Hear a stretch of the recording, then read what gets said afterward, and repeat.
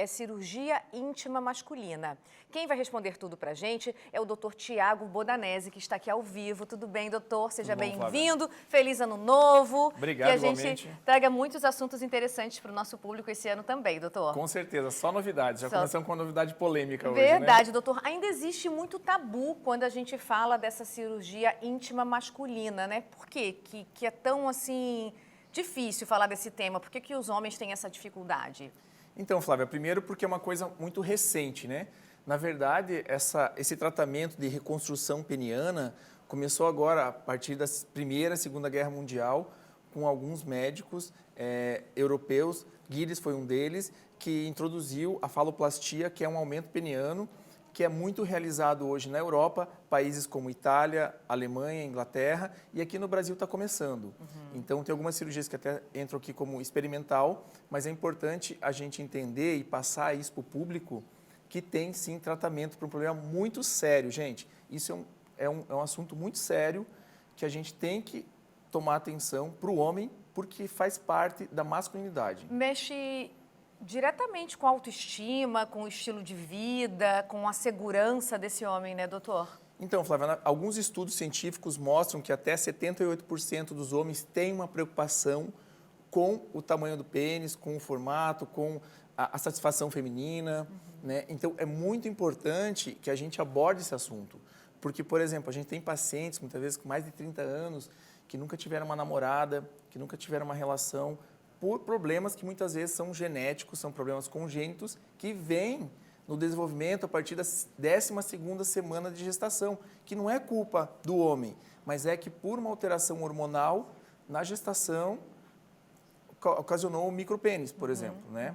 Então isso é um problema de saúde que a gente precisa tratar. E é um assunto que a gente não conversa em casa, então agora eles têm essa segurança de ir até o doutor e conversar sobre o tema, né? Que talvez é um assunto que não foi conversado no crescimento, né, dessa criança, nem com a esposa, fica inseguro, com o doutor pode trocar ideia. Doutor, o doutor explicou pra gente sobre o aumento e sobre o preenchimento. Qual que é a diferença? Então, na verdade, assim, a gente tem que dividir o problema da genital masculina em alguns fatores, algumas partes. Por exemplo, do pênis, do escroto. Do pênis, especificamente, existem dois problemas. Um é o comprimento e o outro é a largura. Também existe a disfunção sexual, que existem aqui vários fatores que a gente pode abordar depois. Mas o que é importante e o que mais chama a atenção, muitas vezes o homem é preocupado com o tamanho. E muitas vezes o tamanho é normal. Por exemplo, no Brasil, em média, é um tamanho de 14 centímetros. Por exemplo, alguns estudos científicos mostram outros países europeus um tamanho diferente. Então, não precisa se preocupar muitas vezes com isso. Mas na cabeça do homem isso interfere. E isso a gente pode usar preenchimentos, a gente pode usar através de cirurgias. Então, são várias técnicas, Flávia, que a gente pode sim ajudar o homem a tratar o seu problema. O importante é ele dar esse primeiro passo para ir ter a consulta e conversar com o doutor. Doutor, a gente continua esse assunto já já. Eu quero dizer a você de casa que participe, tem dúvida, mande sua pergunta para a gente. A gente sabe que é um assunto cheio de tabu, um assunto delicado. Você não precisa se identificar, só manda a pergunta que a gente coloca já já no próximo bloco e aproveite que o doutor está aqui para responder tudinho. E eu já vou passar o Instagram do doutor também, que se você ficar constrangido, não quer perguntar por aqui, pode correr no Instagram. Qual que é o Instagram, doutor? É Dr. Tiago Bodanese. @Dr. Tiago Bodanese. Já já a gente volta a conversar sobre cirurgia íntima masculina. O doutor continua aqui com a gente. Doutor, vamos começar com pergunta do nosso público, que o nosso público está participando. Pode colocar.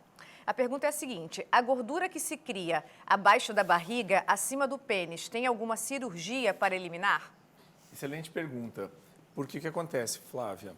Muitas vezes essa gordura, ela esconde o tamanho do pênis. Então, pacientes que têm esse acúmulo, essa lipodistrofia que a gente chama na região pubiana, pode falsificar um pseudo micropênis. Então, a gente indica, sim, fazer uma pequena lipoaspiração nessa região. É lipo mesmo? A lipoaspiração vai remover essa gordura. Muitas vezes a gente pode remover também o excesso de pele e deixar, assim, um aspecto mais natural. Outra pessoa participando, perguntando como é a recuperação pós-procedimento e se precisa de muitos cuidados. Excelente pergunta também. A gente tem dois procedimentos, basicamente. A gente divide em procedimentos de preenchimento, pode ser ácido hialurônico e outros produtos que pode ser usado, Esse procedimento é mais simples, mais rápido, a recuperação mais rápida, vai ficar inchado os primeiros dias, depois vai regredindo esse edema. Já a cirurgia, muitas vezes a gente faz com a injeção de gordura, a gente pode remover essa gordura pubiana ou gordura abdominal, onde for, e utilizar para esse tratamento. Também existe a cirurgia de alongamento, que é a faloplastia, que é a liberação do ligamento, existem outros procedimentos. Basicamente, a recuperação é tranquila, vai causar um inchaço nos primeiros dias, mas isso são poucos dias e logo a pessoa pode voltar às suas atividades. Ô, doutor, quando a gente fala do aumento, tem como saber como vai ser o resultado? Aumenta quanto? Excelente pergunta. O que acontece? Existe tanto o aumento do comprimento quanto o aumento da circunferência, né? Para a gente entender, em média no Brasil são 14 centímetros de comprimento, uma média, e 10 a 11 centímetros, às vezes 12, de circunferência. Depende do procedimento ou a cirurgia que for feita, né? Muitas vezes, por exemplo, a liberação do ligamento pode aumentar, às vezes, 2, 3, até 4 centímetros, muitas vezes a 5 centímetros no comprimento. O uso da gordura ou de preenchimentos, a gente pode aumentar a circunferência, daí depende também da situação.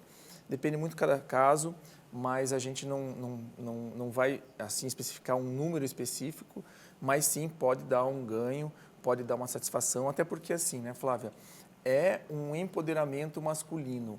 É um problema que muitos adolescentes, né, até a gente está conversando antes, muitas vezes se tornam retraídos, às vezes tem vergonha de ir no vestiário, né?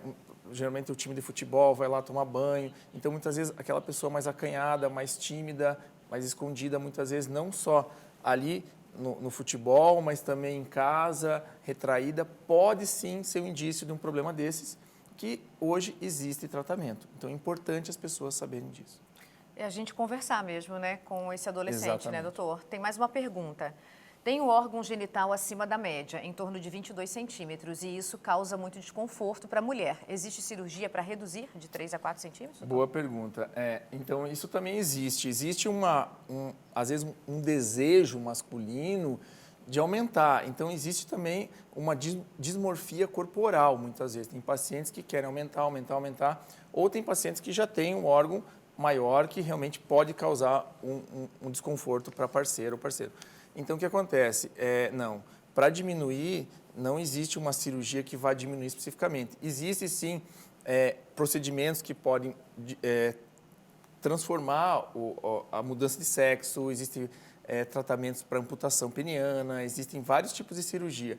Mas, especificamente nesse caso, tem que avaliar, tem que ver o que pode ser feito para realmente ajudar. Até porque tem um outro tratamento, Flávia, interessante, que já foi feito por alguns artistas, algumas pessoas famosas no mundo todo, que é a aplicação da toxina botulínica, né? Então é bem interessante também esse tipo de tratamento que ajuda, a gente aplica a toxina botulínica no cremaster, que é a musculatura, que ajuda a relaxar, deixar um aspecto mais bonito. Então existem sim formas de ajudar o paciente. É importante fazer uma avaliação. E como que fica, doutor, a questão da sensibilidade pós-cirurgia?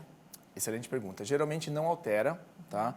Por quê? Porque essa aplicação, conforme a técnica, ela é feita fora da inervação, tá? Então é importante o médico ser treinado, capacitado para fazer esse tipo de procedimento.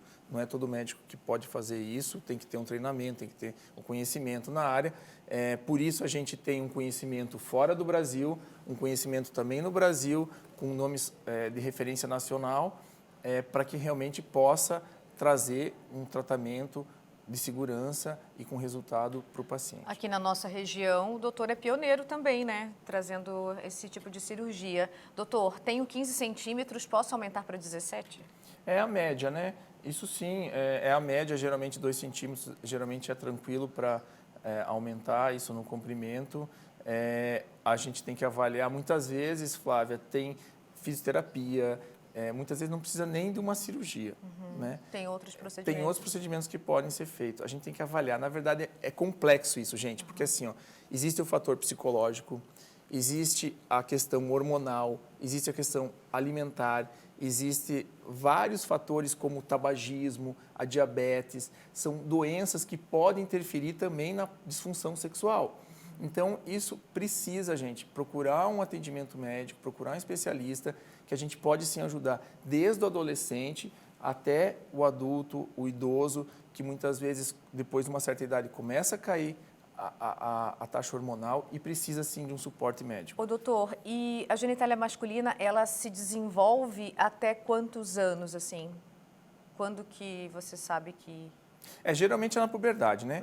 A puberdade você já vai ter uma noção de como está o órgão genital masculino, né? Que a puberdade pode se dar com 13, 14, 15 anos, muitas vezes isso é variável, ou às vezes um pouco mais, um pouco menos, é uma média, né? É importante essa pergunta. Tem interferência, muitas vezes, em condições da gestação, como eu citei antes, muitas vezes uma deficiência hormonal intraútero em torno da 12ª semana de gestação pode causar um micropênis, por exemplo.